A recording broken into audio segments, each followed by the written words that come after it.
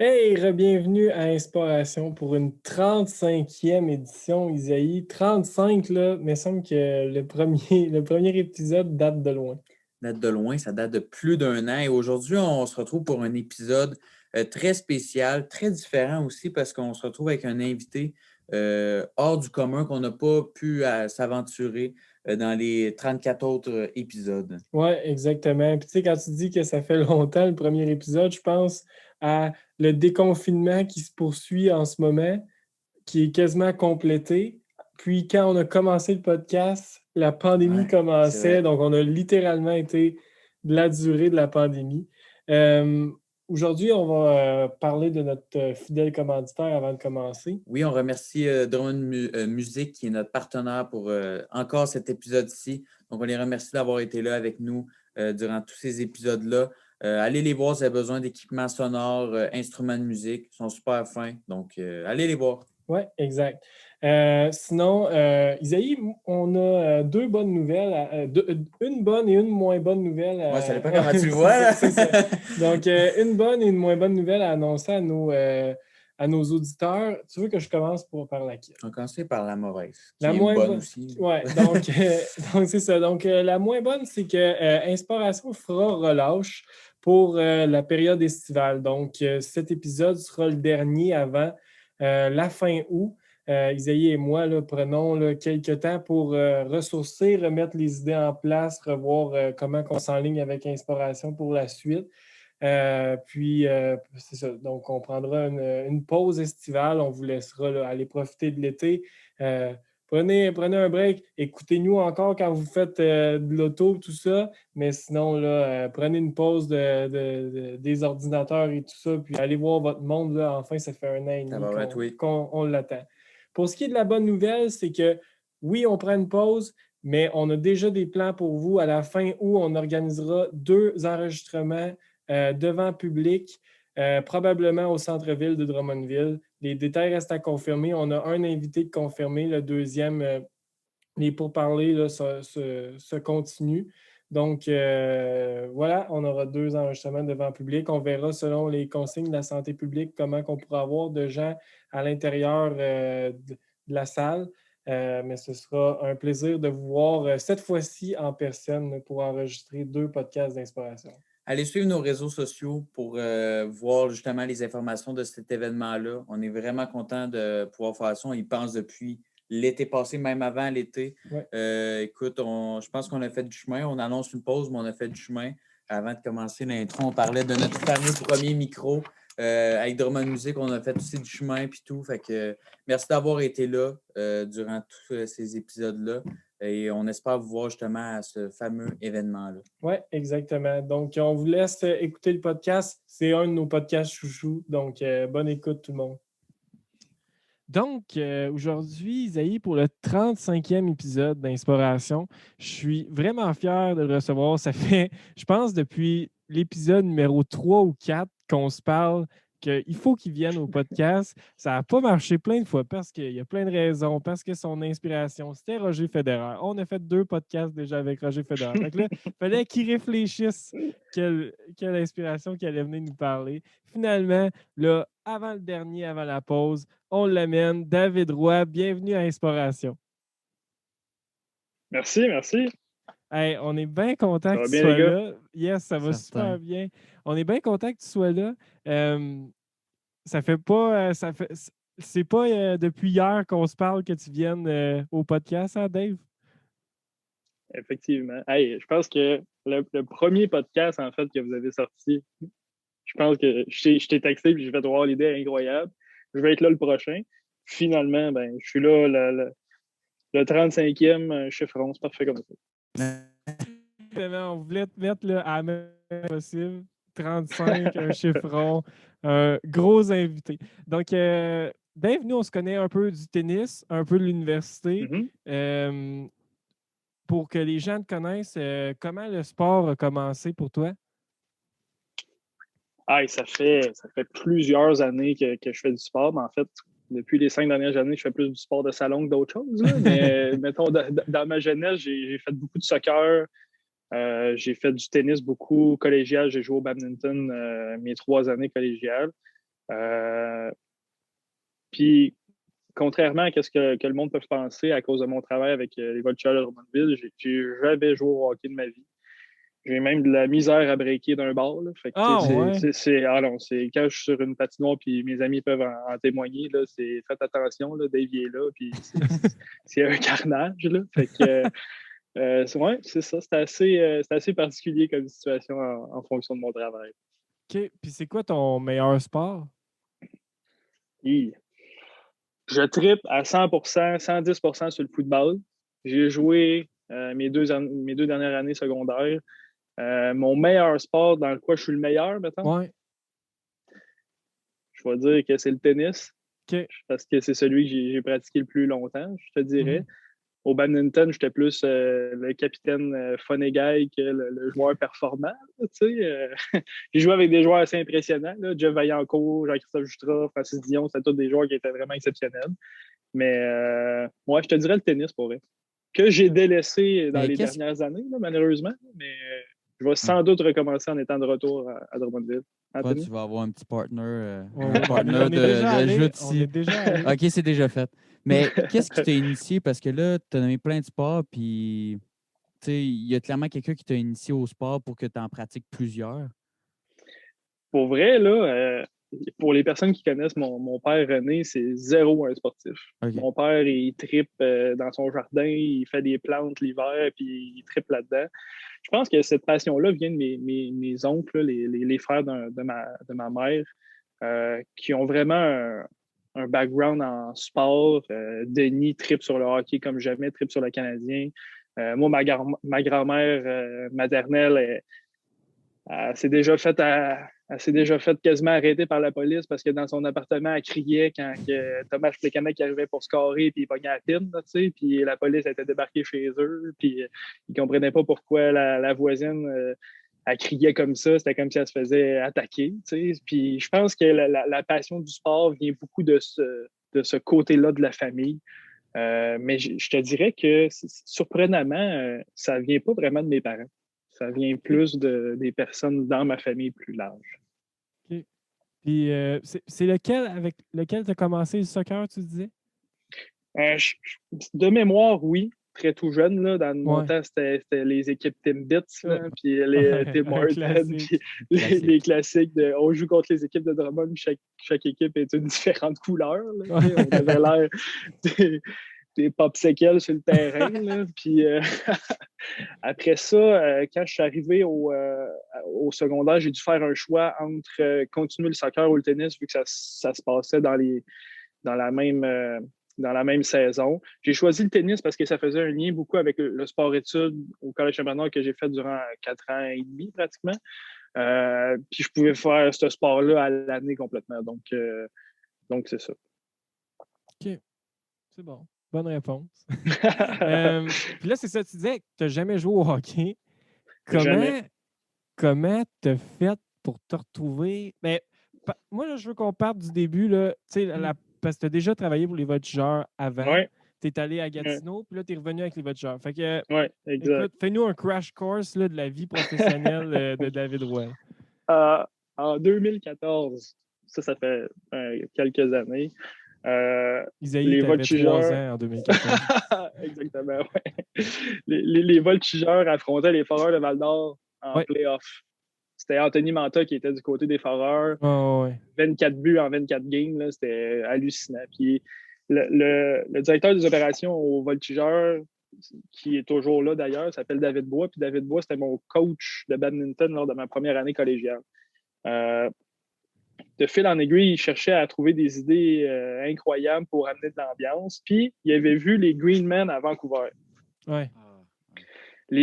Pour ceux qui ne savent pas c'est quoi, là, c'est 2 gars qui sont déguisés en lycra, là, en combine moulante, là, puis ils sont sur le bord des bancs de pénalité, puis ils font plein de niaiseries. Ils ont des pancartes, ils ont des mouchoirs, puis en tout cas, ils font plein de niaiseries pour déconcentrer. Sont-ils encore là? Ouais, sont-ils à la retraite? Pour vrai, c'est une excellente question. Parce qu'on en entendait vraiment parler. C'était hallucinant. Toutes les semaines, il y avait des vidéos incroyables parce qu'ils arrivaient avec des nouvelles idées, des nouvelles niaiseries pour déranger les gars qui étaient au bas de pénalité. Je sais pas, pour vrai. Peut-être qu'ils sont encore là, mais ça fait longtemps que je les ai pas vus. Je m'en occupe. Je regarde ça, puis continue ton crash course. Fait que là, de fil en aiguille, je trouve un partenaire, deux partenaires, puis on se ramasse qu'on devient les Redmen avec les voltigeurs. Cette année-là, une chance que l'organisation était derrière nous parce que, oh my God, le monde de Val-d'Or n'était pas content. La blonde d'Anthony Manta était venue nous voir durant une game parce qu'on avait une pancarte. On avait dessiné un des tatous de la blonde à Anthony Manta sur la pancarte. Puis en tout cas, on l'avait étampé dans la fenêtre pour que pour Anthony Manta puisse le voir. Puis ça avait créé quelques tensions avec sa blonde. En tout cas, j'aime que tu aies un sourire de démon quand tu nous racontes ces histoires. Ouais, je te dirais que j'ai eu beaucoup de plaisir à faire ça.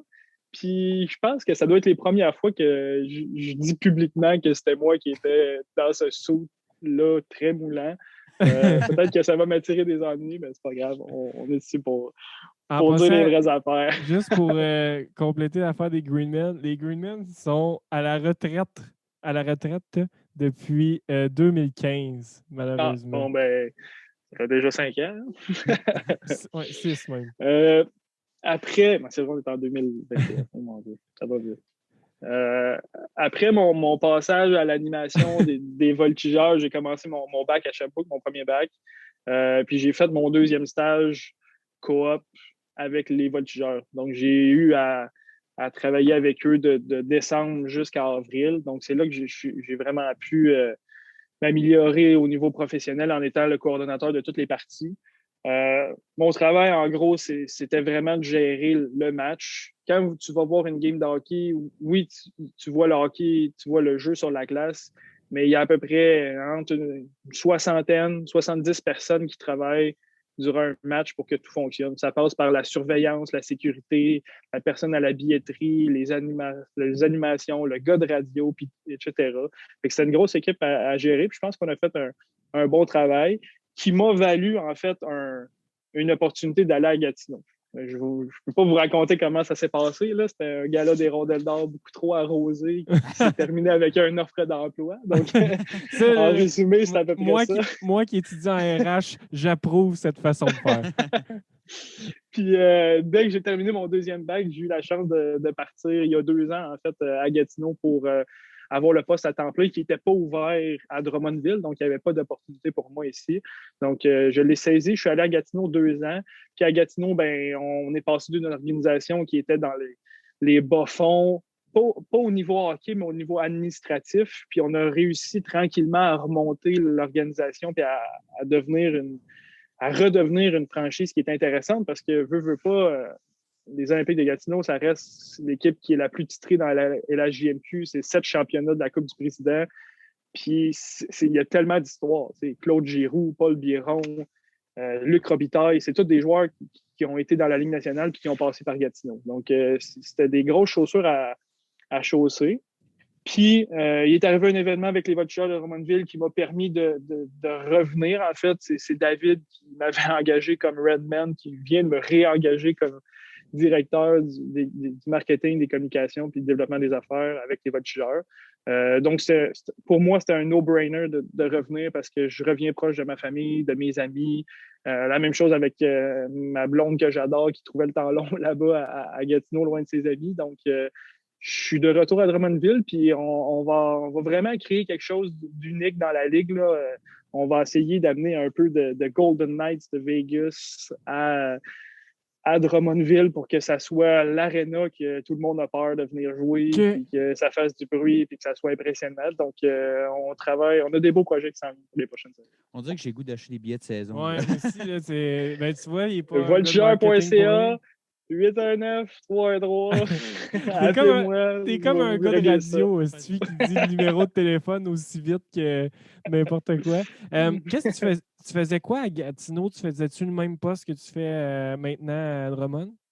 Plus ou moins. Je te dirais qu'à Gatineau, j'étais vraiment le coordonnateur marketing communication. Qu'est-ce que ça fait ça au quotidien? Ça fait vraiment le terrain. Donc, c'est moi qui s'occupais de tout ce qui se passait sur les médias sociaux, des stratégies de communication, des stratégies marketing.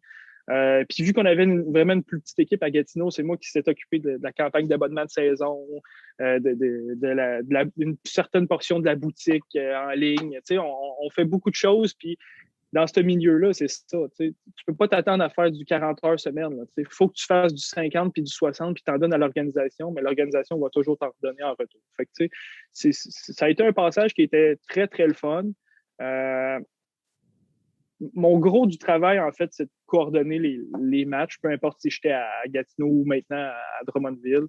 Tu sais, d'amener la patte patrouille pour attirer les familles le dimanche, ça se fait pas à un claquement de doigts. C'est une préparation qui dure plusieurs semaines. C'est des échanges de courriels, de messages, d'appels avec la compagnie qui s'occupe de ça. C'est toute une gestion. Quand tu as un match le vendredi, c'est le fun. Tu as toute la semaine pour le préparer, mais la plupart du temps, tu en as un le dimanche aussi ou tu en as un le samedi. Fait que, il ne faut pas que tu oublies que le vendredi soir, oui, ça peut être ta grosse soirée que tous tes boys ils viennent, puis c'est plus la soirée de gars, puis la soirée de gars qui prennent de la bière, mais au bout de la ligne, le samedi après-midi, il faut que tu sois à ton poste parce que les familles, ils vont être présentes, puis ça va leur prendre quelque chose pour venir au hockey. Fait qu'il y a tout un background à notre travail qui est comme vraiment peu connu, mais qui demande beaucoup de notre temps. On se pogne pas le bec, mettons. Non, ben j'en doute pas. Puis est-ce que tu avais eu le choix ou, tu sais, Gatineau, tu voyais vraiment une opportunité là-bas? Ben, est-ce que j'ai eu le choix?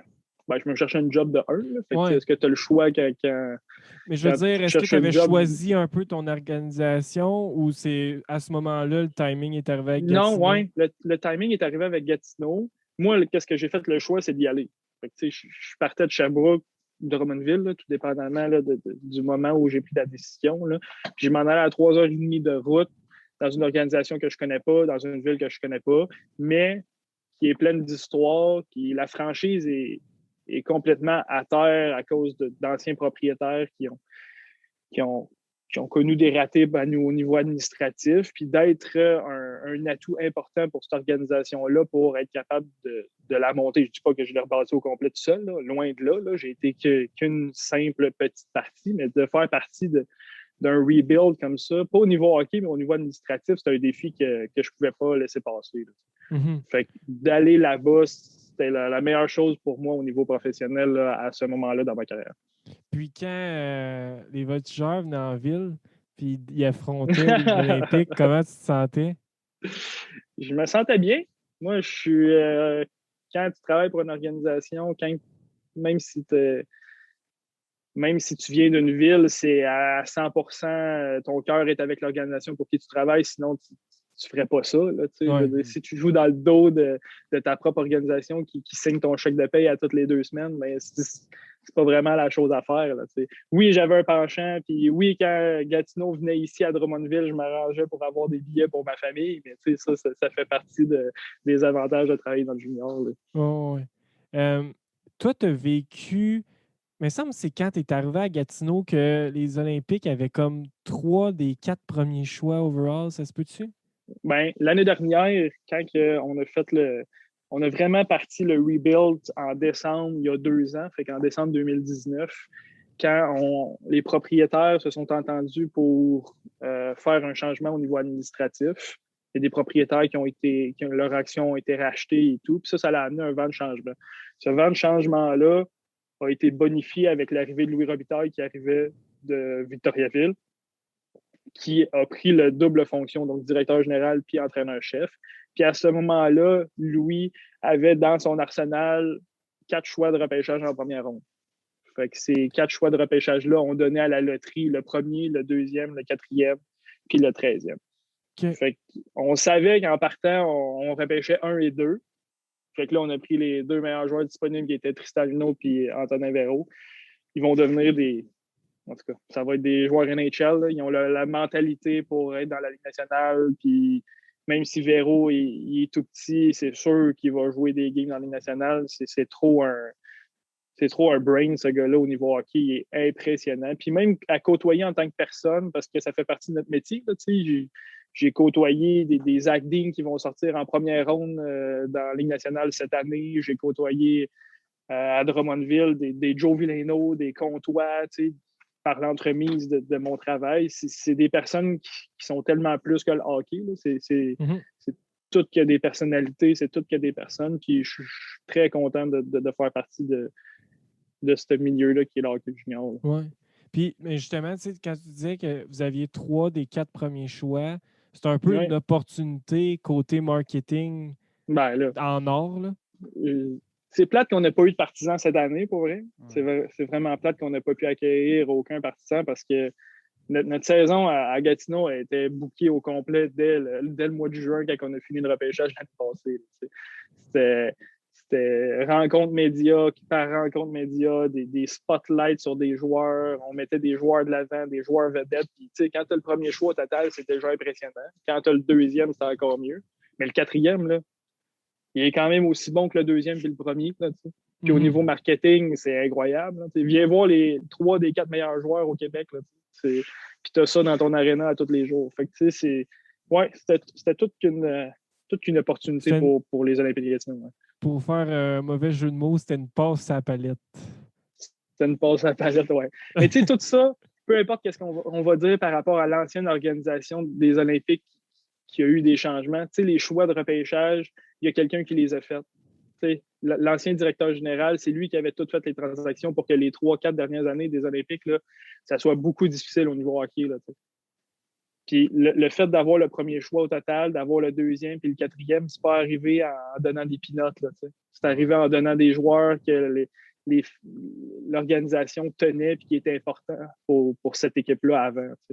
Fait que c'est ça le hockey junior. C'est un cycle de la plupart du temps 4 ans. Il y a des équipes qui essaient des cycles de 5 ans puis d'autres de 3. Là. En tout cas, ça ne marche pas tout le temps, mais le principe de base, c'est un cycle de 4 ans. Tu gardes rarement tes joueurs plus que 2-3 ans dans ton équipe.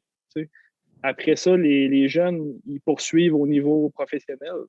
Nous, on est une ligne amateur qui sert à développer les jeunes. Fait que, autant au niveau académique qu'au niveau hockey, qu'au niveau personnel, ces joueurs-là, quand nous, on les envoie dans un niveau supérieur, il faut que ces joueurs-là aient progressé. Je pense qu'on est amplement en mesure de faire ça au Québec. Puis là, tu arrives à Drummond. Vous êtes à quel niveau du cycle?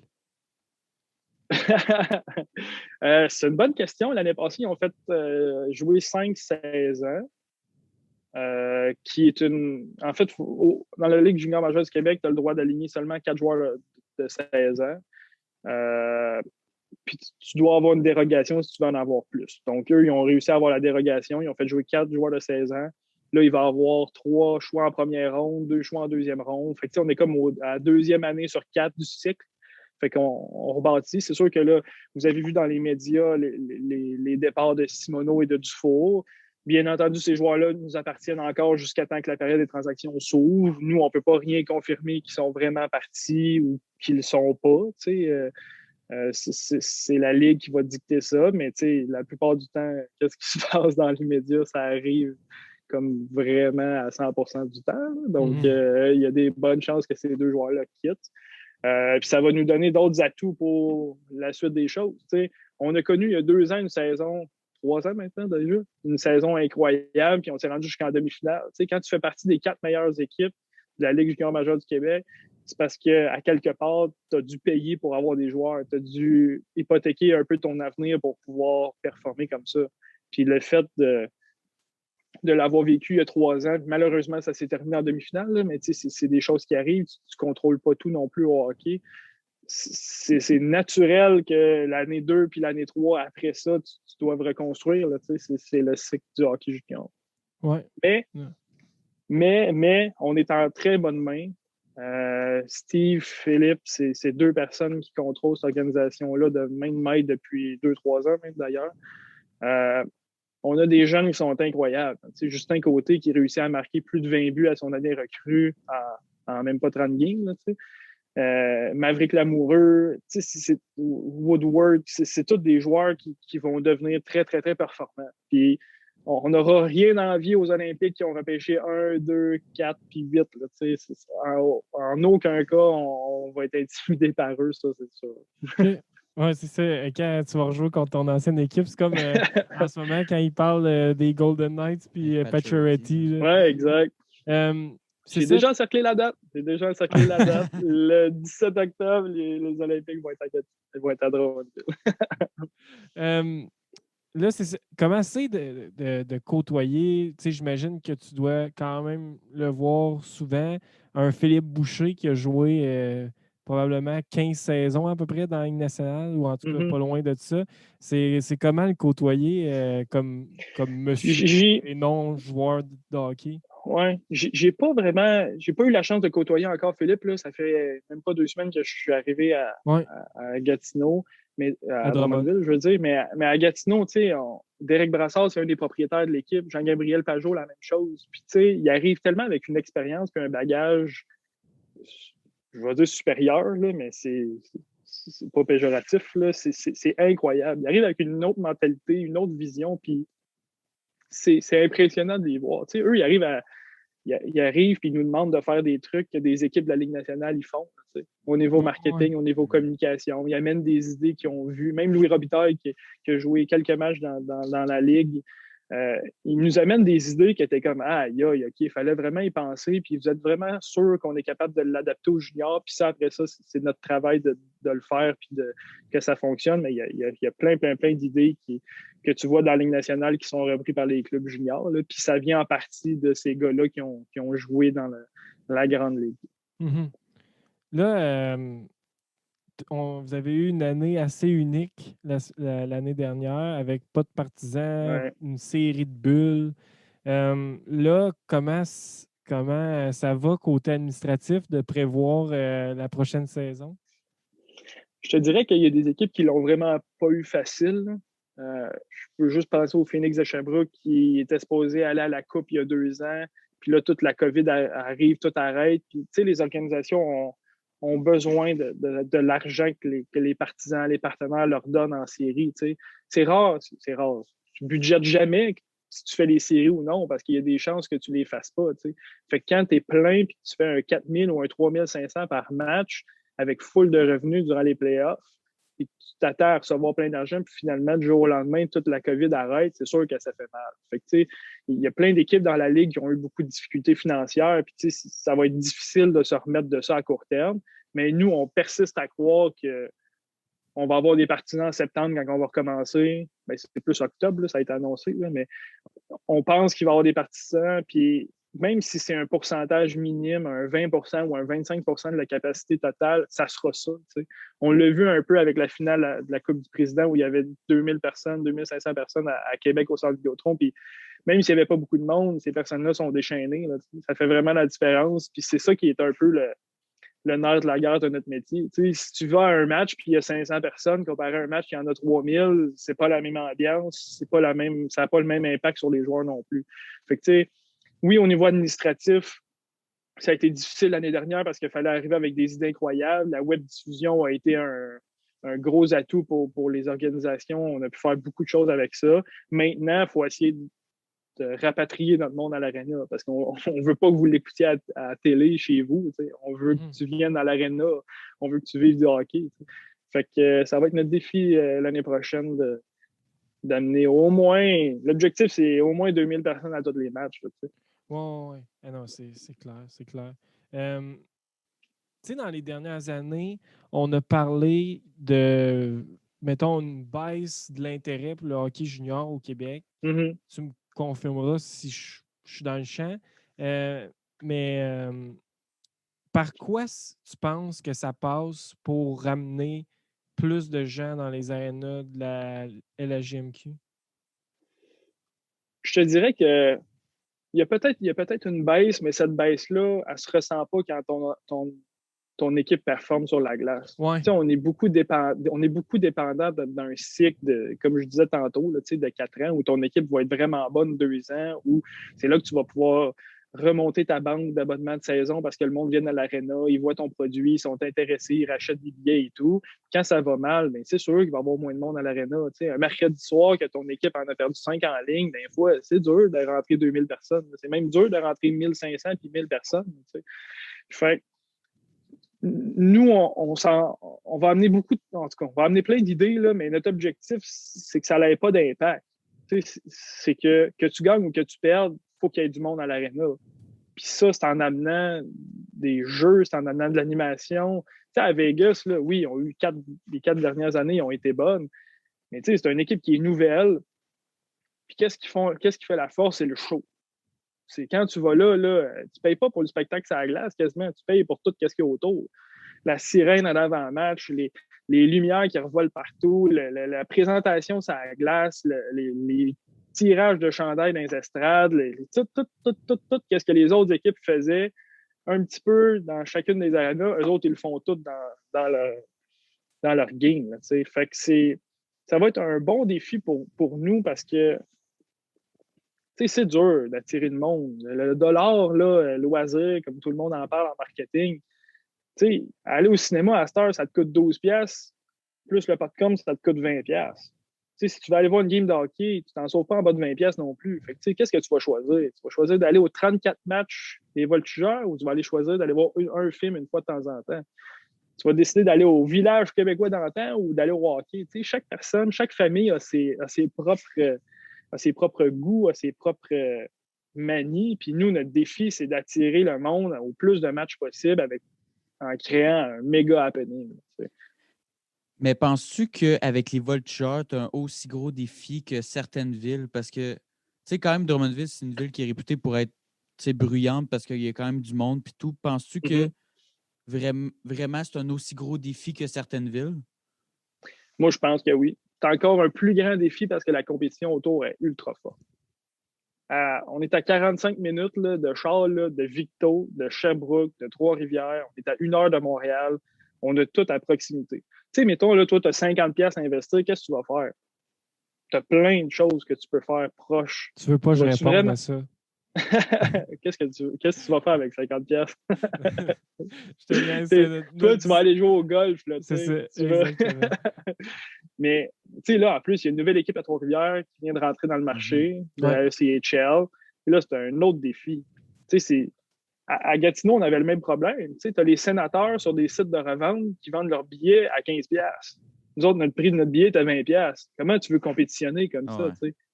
C'est sûr que là, l'englobe et tout, parce que, en tout cas, faut pas dénigrer les sénateurs, là, mais quand tu vas à une game des sénateurs, c'est pas une game de Vegas, là, c'est loin de là, même. Là. Mais probablement pour ça que ça coûte 15$. Peut-être aussi. Mais tu sais, nous, il faut payer nos frais, il faut payer nos factures et tout, puis on ne peut pas aller en bas d'un tarif raisonnable là, pour nos prix des billets. Mais tu sais, c'est-tu un défi? Certainement que c'est un défi. Tout un défi en plus au niveau marketing. Isaïe, est-ce que c'est une discussion qui t'intéresse, toi qui s'en vas en marketing à l'Université de Sherbrooke? Je trouve ça tellement intéressant parce que, genre, justement, tu sais, quand tu vas à une game de hockey, il y en a des affaires, puis de savoir que ça se passe dans ton département, tu sais. Ben, tu sais, pourquoi ma question, quand je te disais justement, pourquoi pourquoi tu penses que tu as autant un défi, mettons, à Drummond? Parce que moi, il me semble, les games des Voltigeurs, c'était toujours un rêve de petit gars, on dirait, quand tu allais là. Ben oui. Tu sais, quand il faisait tirer les casquettes à pas, en tout cas, il tirait plein d'affaires après les games, des toutous, des affaires de même. Moi, j'ai toujours trouvé que les Voltigeurs, peut-être un petit parti pris parce qu'on vient de Drummond, mais c'est une belle organisation, c'est une belle arena, beau branding. Fait que belle arena. Belle arena, ouais, ça. On enlèvera juste belle arena.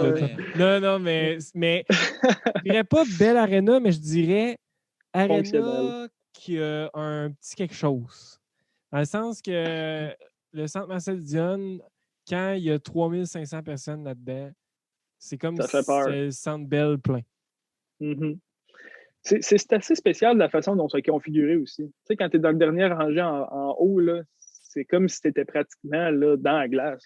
Tu es quasiment par-dessus la glace. Ça monte tellement à pic les estrades que ça te donne c'est quasiment agressif de jouer contre les Voltigeurs. Là. Tu sais, tu vires un peu fou. C'est comme les foules à Gartin dans les années de Giroux où il rentrait 4000 personnes, tout le monde était entassé, puis le monde, ça criait les fantômes de Gartin, puis tout. Là, tu sais, ou même le forum, là, tu sais, qui n'était pas une aréna qui était facile à jouer.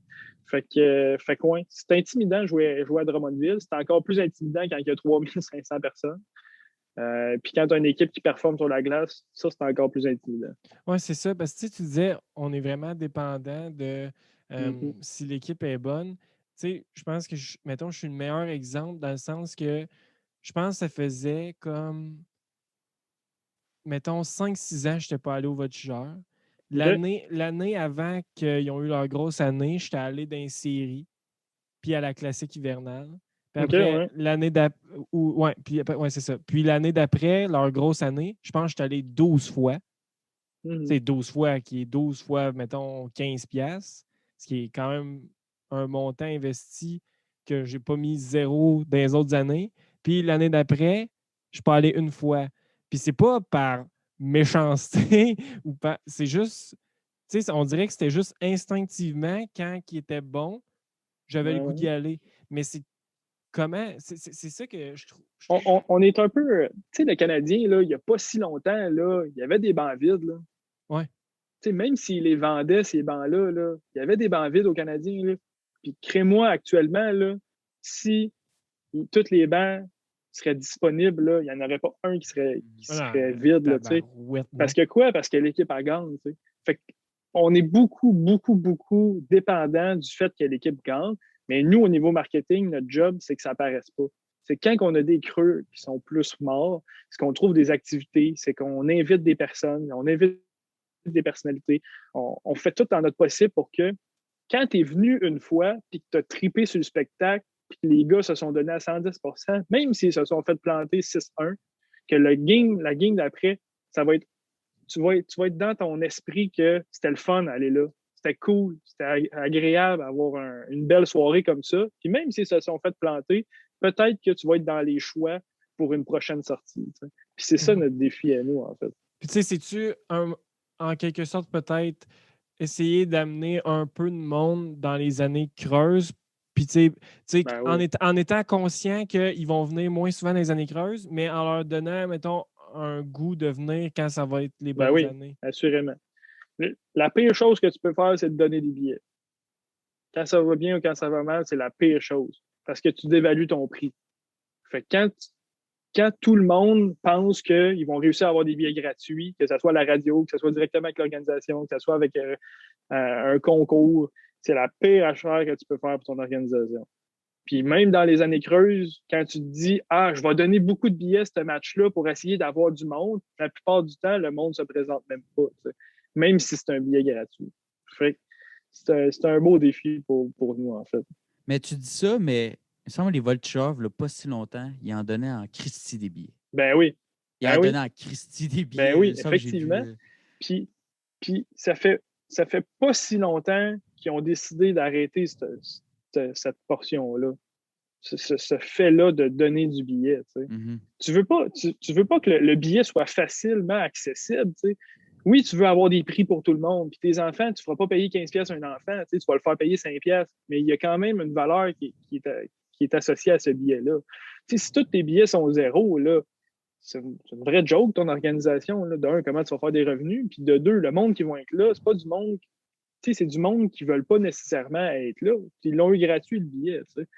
Fait c'est un beau défi de jumeler les deux parce que oui, on en donne des billets. Là, c'est sûr quand on sort avec tir au but et qui s'en va dans une école, c'est sûr qu'on va donner des billets aux enfants où on va leur donner un coupon rabais. Mais notre défi, c'est d'en donner le moins possible. Ça, c'est évident puis c'est clair, net et précis. My God. Puis, c'est vraiment intéressant. Puis la prochaine étape pour toi, Dave, personnellement, côté marketing, côté carrière, c'est quoi? C'est quoi tu vises? Faudrait que je parle à ma conjointe de ça. Je suis pas sûr qu'elle va vouloir que. Mettons qu'elle n'écoute pas. Là, genre, on va dire à ta blonde qu'elle saute les 5 prochaines minutes du podcast. Oh, check ça, le chandail de Ramsey derrière Dave. Vas-y. C'est pour tantôt. Excusez, le truc est parti. Vas-y, Dave, on t'écoute. C'est quoi la prochaine étape pour toi? Ben, moi, c'est évident que j'aspire aux plus grands honneurs. C'est sûr et certain. Est-ce que ça va être en marketing ou ça va être en gestion des opérations? Ça, je ne sais pas. Est-ce que dans quelques années, je veux diriger complètement le bureau d'une équipe de hockey junior? Peut-être. Est-ce que la question que tu peux me poser, en fait, c'est est-ce que je veux travailler pour le Canadien de Montréal? Oh non, j'avais rien en tête, mais là, tu me mets des mots dans la bouche, mais ça me fait plaisir de te poser la question. j'ai travaillé avec des personnes qui arrivaient du Canadien de Montréal. Puis c'est une super de belle organisation, mais je pense pas que c'est fait pour moi. Je pense qu'il y a trop de monde qui travaille pour le Canadien de Montréal. Je pense que c'est des trop grosses entreprises. Moi, j'aime ça que quand je prends une décision, il y a un changement qui se fasse tout de suite. C'est pour ça que je travaille pas chez BRP, je travaille pas chez Cascade, je travaille pas dans des grosses boîtes parce que je sais que ton changement, il faut que tu le fasses approuver par 14 personnes avant que ça ait un impact pour vrai. Moi, ce matin, je n'ai pris une décision. J'ai appelé cette personne-là, je l'ai engagée, puis that's it. Ça s'est fait tout de suite. Je sais que l'année prochaine, j'ai déjà un match qui va avoir une animation super le fun. Puis j'ai déjà fait mon changement. J'ai déjà participé au changement. T'sais, à plus petite échelle, est-ce que le CF Montréal m'intéresse? C'est sûr que ça m'intéresse. C'est sûr que le niveau professionnel, ça m'intéresse. Les Alouettes, sûrement. Mais ça va être de voir si le poste me convient vraiment.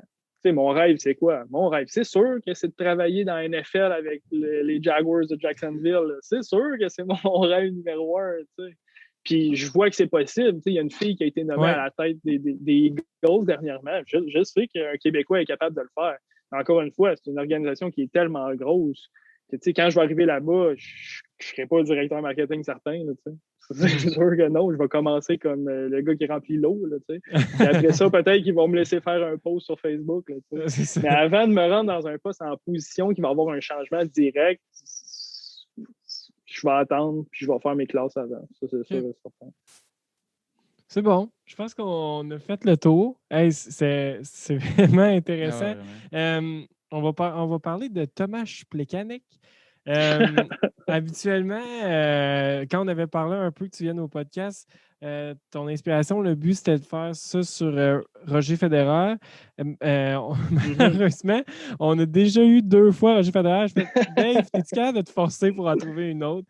Puis, tu m'es arrivé avec l'ancien numéro 14 du Canadien. Est-ce que tu veux commencer par nous dire pourquoi tu nous as suggéré lui? C'est une histoire qui est drôle et touchante, en fait. Là. Ça a un lien avec ma grand-mère que je vous parlais de tantôt, puis de mon oncle. Ben, juste ça, ça l'a piqué ma curiosité. Quand moi, je suis né milieu des années 90, mon oncle, qui s'appelle Denis, a quitté pour la République tchèque. Il a rencontré sa conjointe qui est encore sa blonde, d'ailleurs, en 2021. Puis il est allé travailler là-bas dans le domaine musical. Il s'occupait des tournées mondiales de U2, puis des Rolling Stones. Puis il y avait beaucoup, beaucoup de spectacles qui se passaient en République tchèque parce que c'est assez central en Europe. Puis c'est naturellement, République tchèque, c'est aussi Tomáš Plekanec. C'est de là qu'il vient. Puis ces mêmes années-là, en 3e ronde, le 71e choix total, le Canadien de Montréal sélectionne Tomáš Plekanec. Fait que, il y avait déjà une association naturelle avec ma grand-mère et ce pays-là, et encore plus ce joueur-là. Puis, je sais pas pourquoi ma grand-mère tripe sur ce joueur-là. Je sais pas. Tu sais, quand tu y penses, là, Tomáš Plekanec, moi, les souvenirs, là, c'est son col roulé, that's it. Parce que ça, à glace, là, c'est pas quelqu'un d'exceptionnel. Je checkais des statistiques tantôt, là, puis il a quand même fait 600 points dans la Ligue nationale en 1000 games, mais il n'y a rien à tout casser, là, tu sais. C'était pas un joueur impressionnant. La seule chose, c'est que Tomáš Plekanec, il a duré 981 games dans l'uniforme du Canadien de Montréal avant de se faire échanger à Toronto le 25 février. J'étais complètement massacré quand j'ai su cet échange-là. J'en revenais pas. T'sais, oui, on avait eu un bon retour. T'sais. Il y avait un choix de 2, je pense, qui est devenu un joueur important du CH, puis c'était incroyable. T'sais, à ce moment-là, vu que c'était le joueur préféré de ma grand-mère, je savais qu'il se passait de quoi. T'sais. Puis 2 jours après, ma grand-mère est décédée durant la nuit. Fait pour moi, ce joueur-là, il m'a toujours resté marqué pour moi parce que c'était un des joueurs préférés à ma grand-mère. Oui, elle a trippé sur Maurice Richard et tout, mais tu sais, Tomáš Plekanec, ça avait une sensibilisation pour elle qui était très incroyable à cause que son fils est allé travailler là-bas, puis là, il était revenu avec sa conjointe ici, il venait de la République tchèque dans ces années-là et tout. Fait que, tu sais, ça a été un grand choc quand ma grand-mère est décédée parce que 2 jours avant, Tomáš Plekanec il venait de se faire échanger, puis pour moi, c'est comme si Thomas l'avait achevé, là, tu sais. Puis j'en ris parce que je trouve que la situation, 3 ans après, je fais juste en rire parce que je le sais que dans sa tombe, elle rit présentement, là, tu sais, de toute cette histoire-là. Quand ma mère, elle a fait son speech au salon funéraire, elle a dit mot pour mot, mais câlisse. Elle n'a pas dit Ah, tu dis calice certain calice? à l'église. Colin, Thomas, t'as achevé ma mère. Devant tout le monde, là, c'était un moment tellement plein d'émotions. C'était incroyable. Là, fait que pour moi, ce joueur-là va toujours avoir une signification. Quand il est revenu avec Montréal, après, il a signé un mini-contrat, il a joué sa 1000e game avec le Canadien, en tout cas de mémoire, il me semble que c'est ça. Ouais, Il a fait 3 points. C'était une soirée incroyable. Puis moi, quand j'ai vu cette soirée-là, j'avais les larmes aux yeux parce que je repensais à toute l'histoire avec ma grand-mère et tout. Regarde, pour moi, c'est un joueur que je vais me rappeler toute ma vie. Là. Ouais, ça, Isaïe, ça s'en va sur TikTok, là. Thomas, je t'ai achevé ma mère. Oh my God. Hey, tu sais, à sous-écoute, là, ils ont des t-shirts avec Bragg puis sort avec, ça, mais nous, il faudrait que ce soit Thomas, je t'ai achevé ma mère. Ah ouais. Oh, wow. Pour vrai, c'était une belle histoire. C'était une belle histoire. Une petite chance. La vie fait bien les choses parce que petite chance que tu es venu nous parler, pas de Roger Federer, mais de Thomas Plekanec, parce que sinon, on n'aurait jamais eu droit à cette anecdote. Imagines-tu, là, j'ai fait bénéficier tous vos partisans et vos amateurs d'une histoire légendaire. Là, parce que j'en ai pas des comme ça avec Roger. Ouais, c'est ça. Roger, il n'a pas achevé personne dans ta famille. Ben non, c'est ça, exact. Oh Caroline, Thomas, je t'ai achevé ma mère. Hey, ça me fait rire. J'avais une couple de sujets que j'avais le goût qu'on parle de Thomas Plekanec. Justement, tu sais, à part qu'il a achevé la fameuse phrase, là, mais de le voir dans l'uniforme de Toronto, comment tu avais trouvé ça? Ah non, ça marche dégueulasse, pas. Ça. Ça marche pas. En fait, personne qui vient jouer pour le Canadien ne doit jouer ne doit porter l'uniforme des Maple Leafs une fois. Là. Ça fait pas de sens. C'est comme Galchenyuk. Ma grand-mère. Ben ouais, exact. Ça fait pas de sens. Là, c'est tellement moins bon en plus que ses premières années à Montréal. Moi, ma grand-mère, elle a vécu les années du Canadien où Boston était puissant, où Toronto était puissant, puis elle nous racontait des séries de feu qu'il y avait entre ces deux équipes-là. Puis tu peux pas t'imaginer Thomas Plekanec dans l'uniforme des Maple Leafs. Là, je veux dire, ça fait pas de sens. Là. C'est complètement ridicule.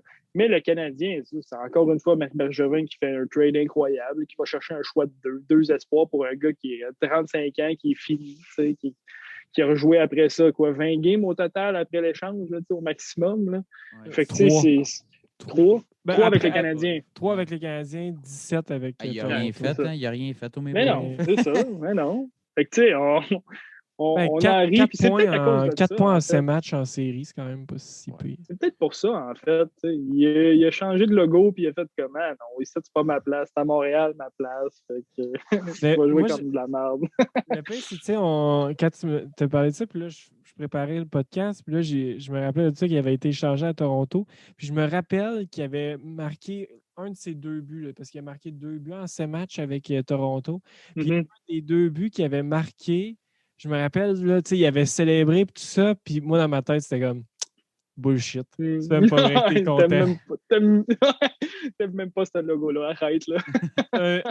Non, c'était vraiment trop bizarre. En plus, ça, c'est quelle année? Ça, c'est qui a été échangé, c'est 2018. Fait que ça veut dire que le Canadien n'était pas en playoff parce que c'est l'année qu'ils ont drafté Kotkaniemi. Ça veut dire qu'il était dans le fond. Fait que d'aplomb à part de ça. C'est ça. Donc, c'était bizarre de voir un vétéran du Canadien aller jouer comme rental dans une autre équipe. Là. Tu vois jamais ça.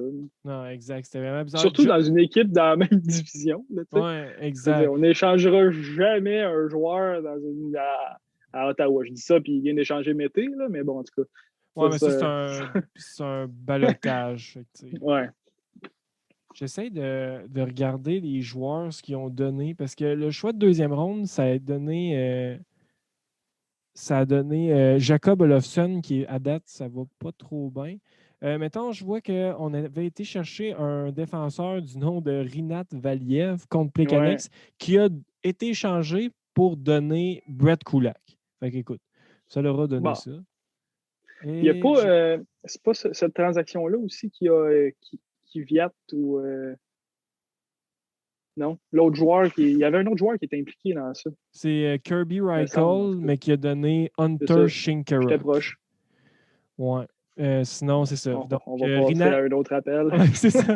C'est Rinat Valiev qui a donné Kulak, Kirby Reichel qui a donné un joueur de Ligue américaine, puis Jacob Olofsson on n'en entend pas beaucoup parler. Mais bon, ce sera à suivre. Peut-être il n'a pas signé, lui, avec le Canadien. Je pense qu'il n'est pas encore à décider s'il va être. C'est juste 2018. Fait que, 2018, 3 ans, c'est comme là. Ouais, je sais pas trop. Ou peut-être que son compte. Je sais pas, en tout cas.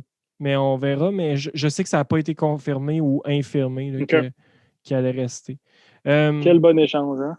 C'est ça. Ben, écoute, ça a redonné Kulak. Mais c'est pas.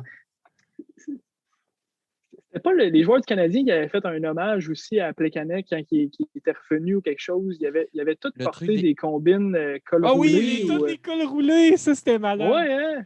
Ouais. Mais ça me semble que c'était ça aussi.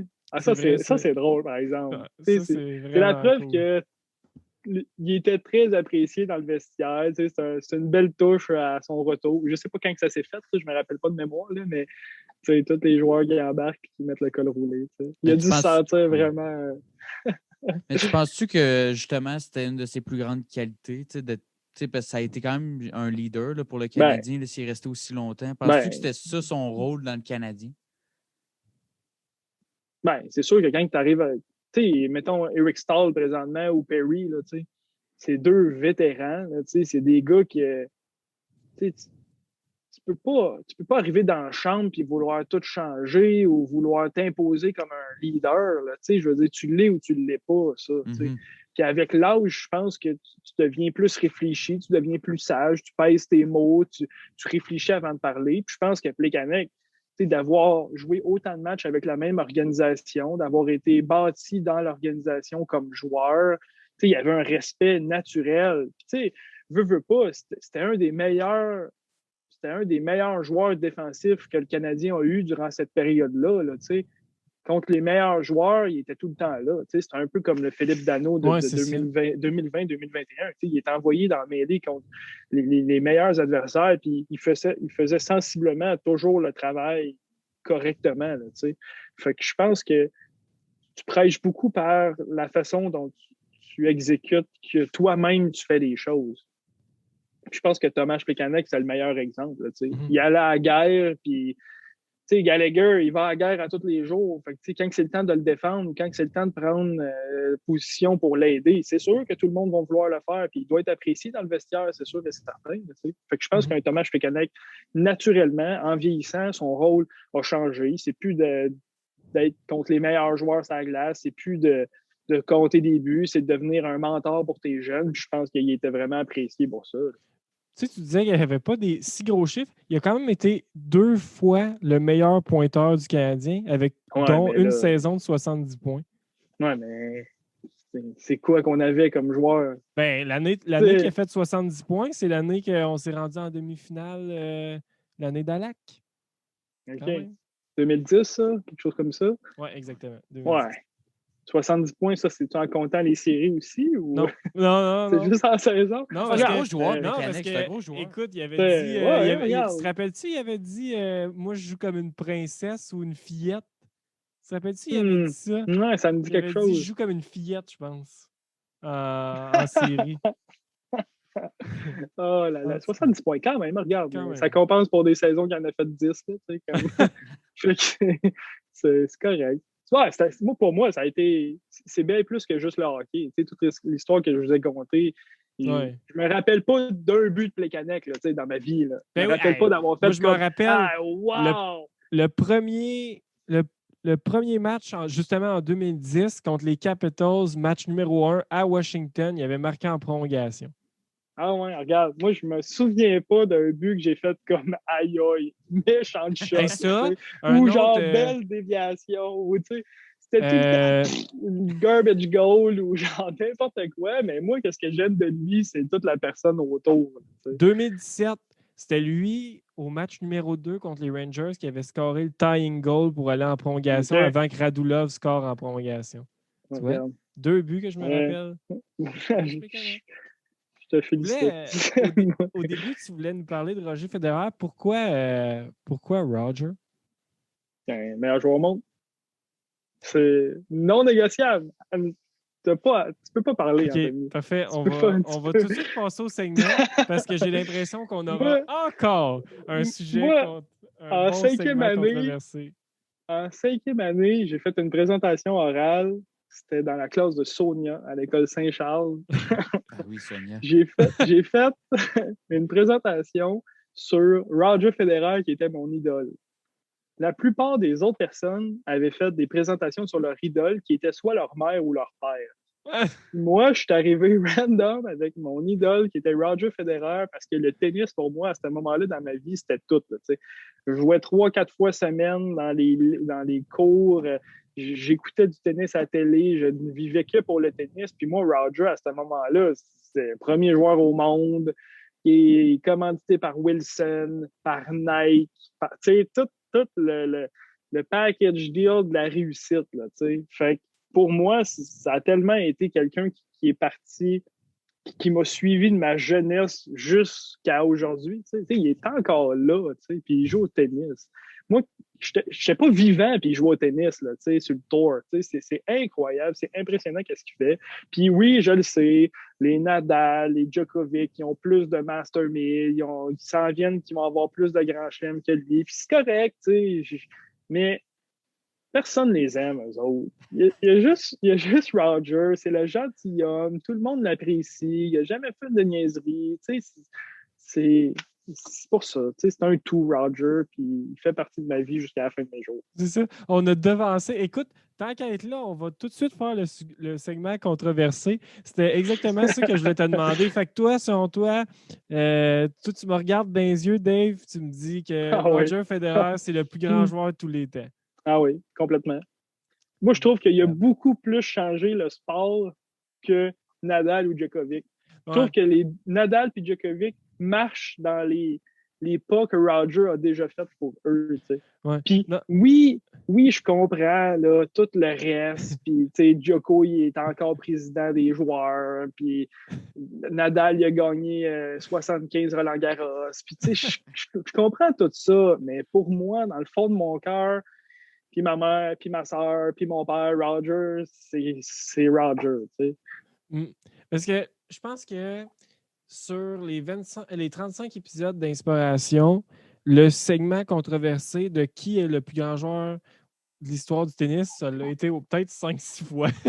mais je pense que, écoute, maintenant, après 35 épisodes, je pense que j'ai la sagesse de dire, parce que j'ai eu justement la conversation avec mes amis en fin de semaine passée, je pense que cette question-là ne se répond pas parce que les critères de c'est quoi être le plus grand joueur de tous les temps, ça change de personne en personne. Ben oui, diffère d'une personne à l'autre. Il y en a que, le plus grand joueur de tous les temps, c'est le plus grand ambassadeur du tennis. Puis il y en a d'autres que le plus grand joueur, c'est les meilleurs chiffres. Il y en a que c'est un milieu entre ça. Performance sur le terrain, là, Djokovic est dur à battre. Il a gagné 2 fois chacun des plus grands tournois là, avec Roland Garros et les Grands Chelems. Parce que c'est ça. Exact. Fait que c'est dur d'aller dire qu'au niveau performance, il est moins bon qu'un autre. Puis là, tu regardes Nadal, puis Nadal, il y en a 13 à Roland Garros, puis tu fais comme, je pense que c'est le meilleur joueur sur terre battue au monde. Puis on n'a pas peur de le dire. Mais le tout, le global, pour moi, c'est de loin Federer. De loin. Ben, écoute, moi, je respecte ton opinion, mais moi, il est même pas dans mon top 2. Fait que, Ah, mon Dieu. mais moi, tu sais, c'est parce Honte à que. toi. Non, c'est Shame juste que on you. moi, mettons, mes critères sont ultra froids dans le sens que quand on parle du meilleur joueur de l'histoire, moi, je regarde ce qui se passe sur le terrain. Mais Mhm. le reste, je m'en fous. Mais est-ce que si tu me demandes c'est qui le plus grand ambassadeur du tennis de l'histoire, ben Djokovic est probablement même pas dans mon top 5. Tu sais, fait que C'est qui c'est ton top 2 de performance? euh, depuis ben, parce que là, ça fait une journée que Djokovic a gagné Roland Garros au moment d'enregistrer. Euh, je peux officiellement dire, parce que moi, je suis un partisan de Novak Djokovic. Donc, avant, j'ai toujours dit, je te dirais depuis 3, 4, 5 ans, My God, que c'est long pour, ta réponse? que pour moi, que pour moi, le plus grand joueur d'histoire était Nadal. Puis je te dirais que depuis hier, je suis fier et prêt à dire que le plus grand joueur de l'histoire, c'est Novak Djokovic, puis je suis prêt à l'assumer et à le backer Correct. 100%.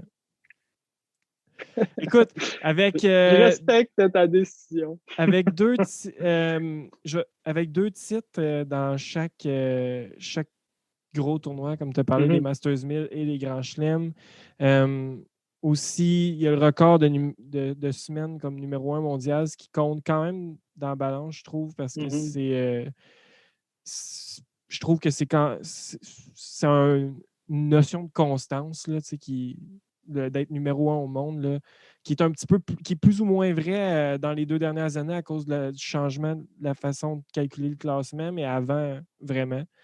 Fait que, ouais, c'est ça. Moi, Nadal, pourquoi je disais que c'était le plus grand joueur de tous les temps avant, en fin de semaine passée, c'était parce que le fait qu'il avait pogné, dans sa carrière, avait autant dû faire face à Prime Federer et Prime Djokovic.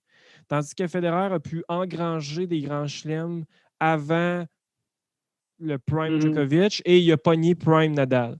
Puis Djokovic n'a pas eu tant que ça le Prime Federer, mais a eu vraiment le Prime Nadal. Nadal, c'est le seul qui a eu les deux primes des autres. Mais tu sais, moi, c'est juste. Maintenant, écoute, les trois qui approchent la retraite, en tout cas, je pense, là, j'essaie juste de profiter des dernières années qui restent avec les trois. Puis souvent, j'aime me poser la question de combien chacun des trois aurait de Grand Chelem si les deux Ils autres n'étaient n'avaient pas pas été tous dans la là en même même époque. temps, ouais. Hey, ça Ouais, je serait dans comprends. les. Je pense honnêtement que je sais pas Federer parce que écoute, il y a un jeu à haut risque puis il peut perdre, il peut perdre contre. C'est un de ceux qui peut se faire upsetter souvent par d'autres joueurs à cause de son jeu à haut risque. Mais mettons Djokovic, là, un joueur qui est ultra constant, tu sais que pour le battre, il faut que tu sois solide sur, mettons, 3-7 en Grand Chelem. Écoute, moi, je pense qu'on serait dans les 40 pour Djokovic. Si tu enlèves Federer et Hey, c'est Nadal, beaucoup, là. ça n'a pas de bon sens, en tout cas. 40, là, c'est Mais bol. je sais pas. C'est une C'est question 10 ans que tu gagnes tous les grands chelems, là. Ouais. Mais c'est ça, mais tu sais, là, il est rendu, tu sais, il va avoir joué pas loin de 17-18 ans, mettons, en tout et partout. Moi, je pense que le 40 est possible, mettons, à une moyenne de 2 par OK. année. Mais écoute, parce qu'il en aurait fait des années de 4. Là. Puis moi, je suis persuadé que cette année, c'est possible qu'il en colle 4. En C'est tout lui qui a cas, gagné. C'est lui qui a gagné Australie. oui, c'est ça. Puis là, il s'en va à Wimbledon, qui l'a gagné 5 fois. Puis il s'en va au US Open, qui l'a gagné 4 fois, je crois. Fait que, en tout cas, j'ai bien hâte de voir, là, mais les jeunes ont des croûtes à manger avant de commencer à battre cette génération-là. On va passer au prochain segment, Isaïe. Dernier segment épais au génie, donc on le rappelle. On l'a inventé quand ce segment-là? C'est sur le fly, genre. Sur le fly, genre. Je pense que Le c'est premier ou le deuxième. premier podcast. Je t'avais dit, genre, fais une prédiction. Ouais. On va avoir l'air si on est épais ou on est un génie, puis ça tombe un Mhm. segment. Ouais.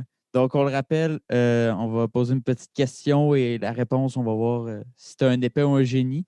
Donc, notre question pour toi, classique des derniers épisodes, qui sera les champions de la Coupe Stanley? Là, on parle pour les gens. En ce moment, On est le parle, premier match. il y a un match de jouer dans Tampa Bay, New York, OK. et aucun Ouais. match de jouer canadien. Ça se joue dans 4 minutes. Mhm. Moi, je pensais que je serais un des seuls, mais dans notre gang de boys, on s'est fait un fantasy, puis j'ai mis le Canadien qui gagnait la Coupe dès le départ. Mais ça fait 4 ans que je mets ça. Fait que, tu sais, c'est pas vraiment... C'est par amour, là, mettons. Ouais, exact. Mais j'ai comme tendance à croire que le Canadien va gagner. Mais je pense que ça va être plus difficile. Ça va être une demi-finale plus difficile qu'une finale.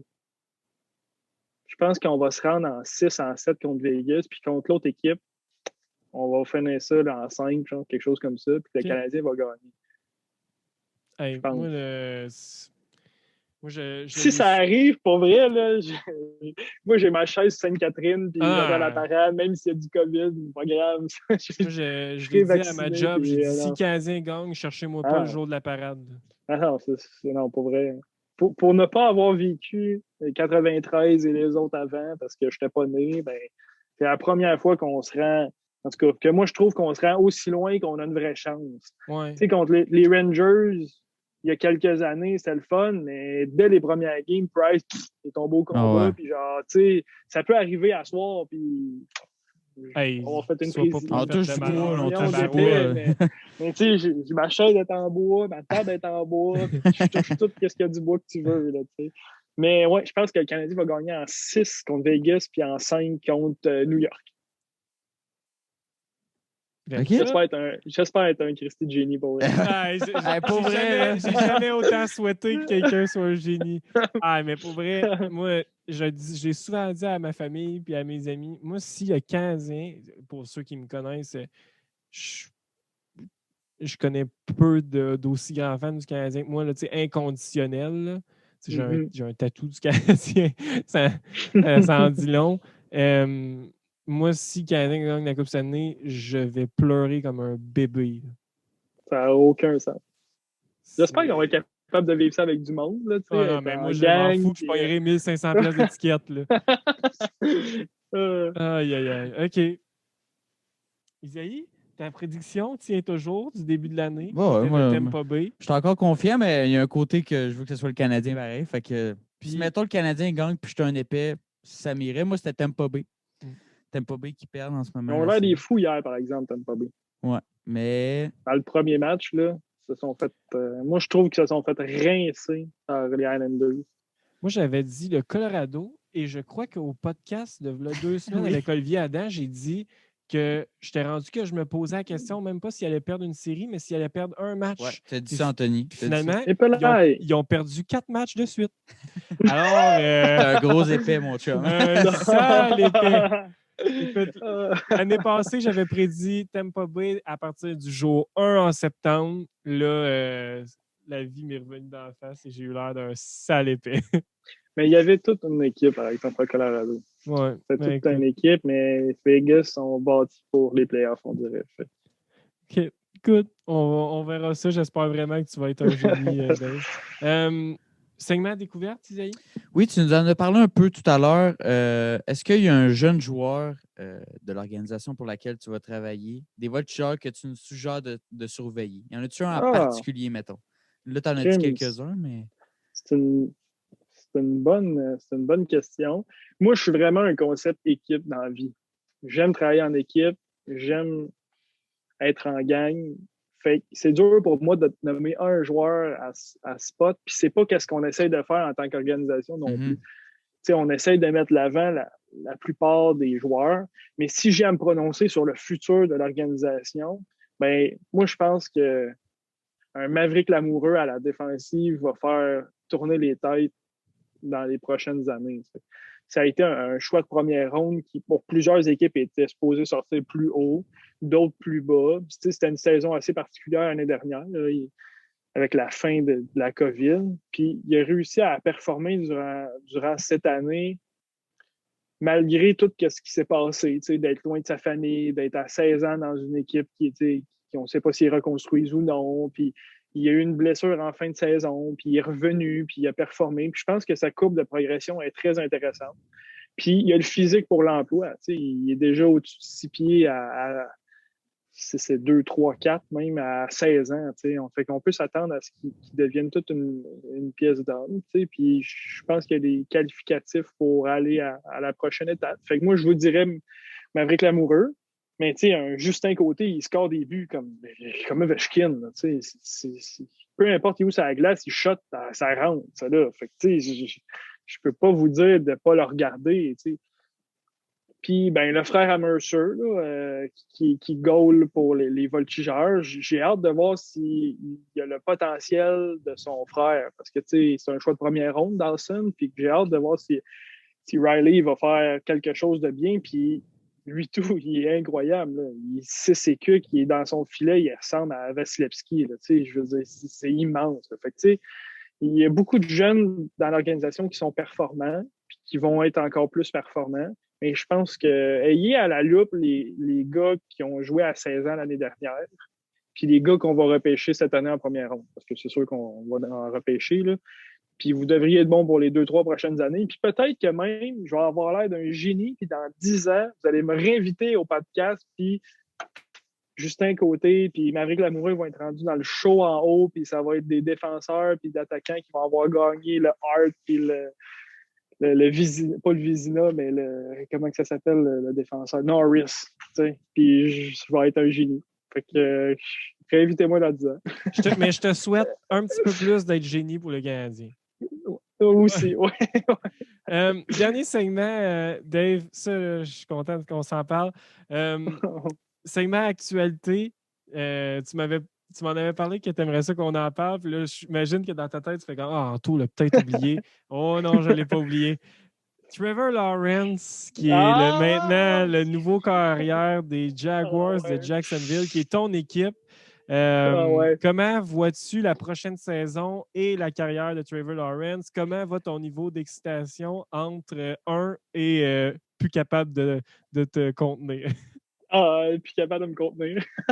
Moi, je suis encore de ceux qui vont penser qu'on gagne le Super Bowl cette année avec aucune défaite. Là. Mais ça prend plus que juste un corps arrière. Moi, mon amour pour les Jaguars a commencé à cégep à peu près 2014-2015. J'ai des chandails. Fournette, j'ai Ramsey que j'avais mis broche ici. Puis, deux gars qui ont sacré leur camp. Ouais, exact. Je sais pas pourquoi cette équipe-là m'allume autant.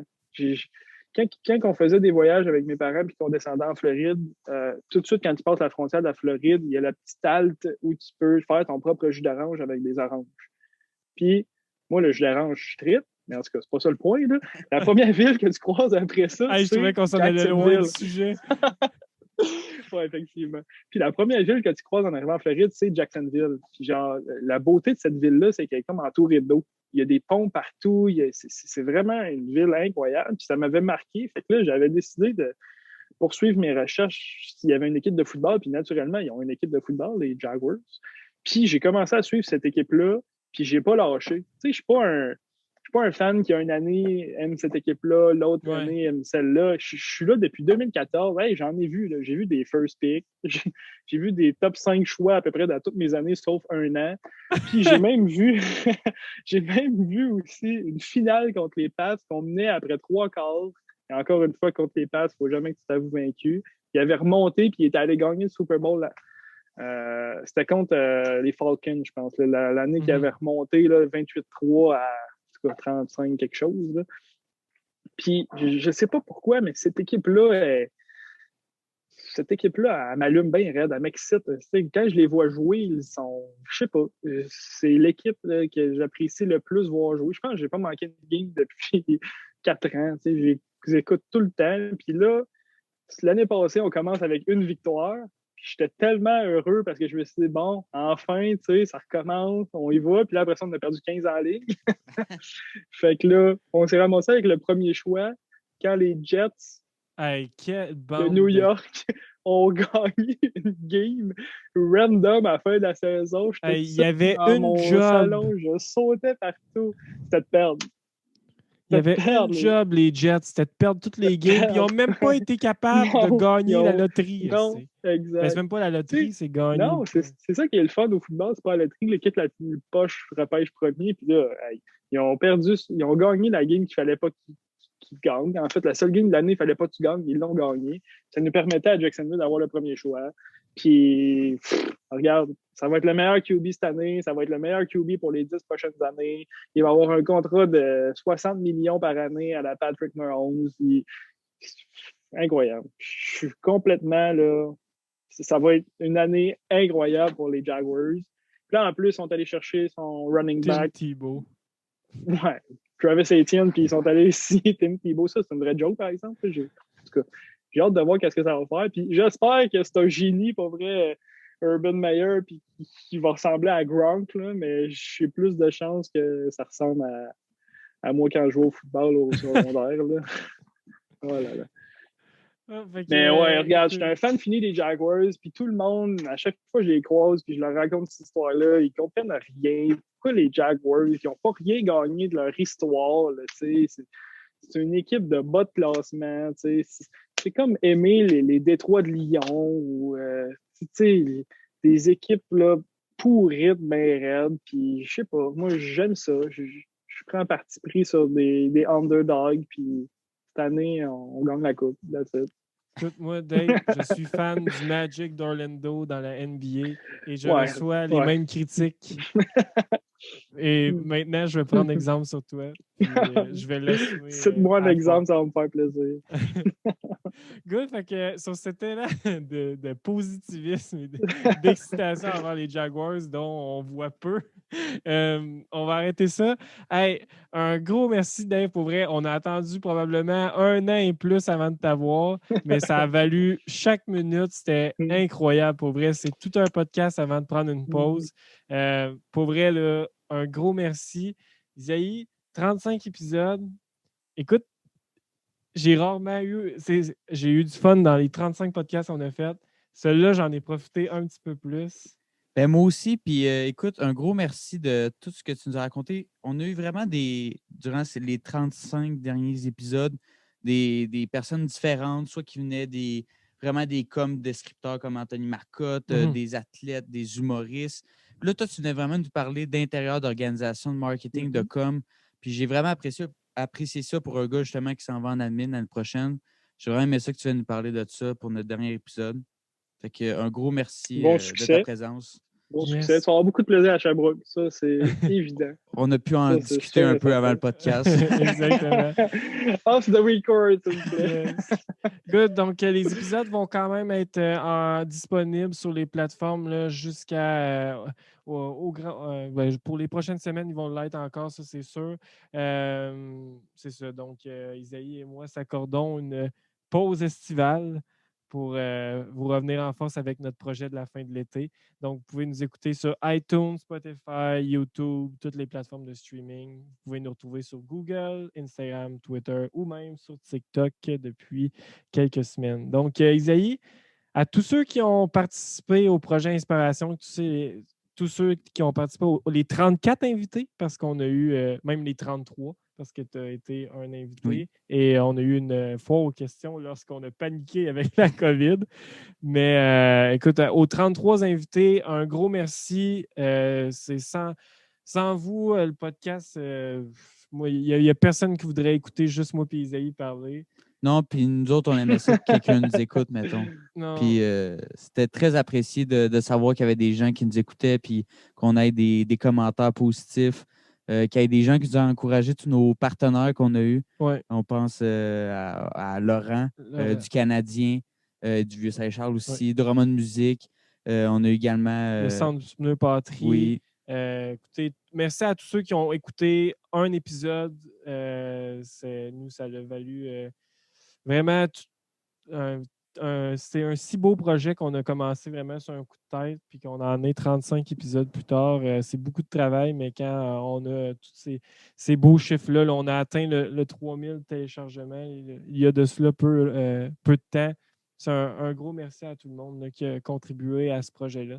Donc, Isaïe, Avant qu'on verse une larme. avant qu'on verse sur le bord de pleurer, fait que habituellement, je te dirais qu'on se revoit en 2 semaines, mais Isaïe, on se revoit à la fin de l'été. Yes, certain. Un gros merci.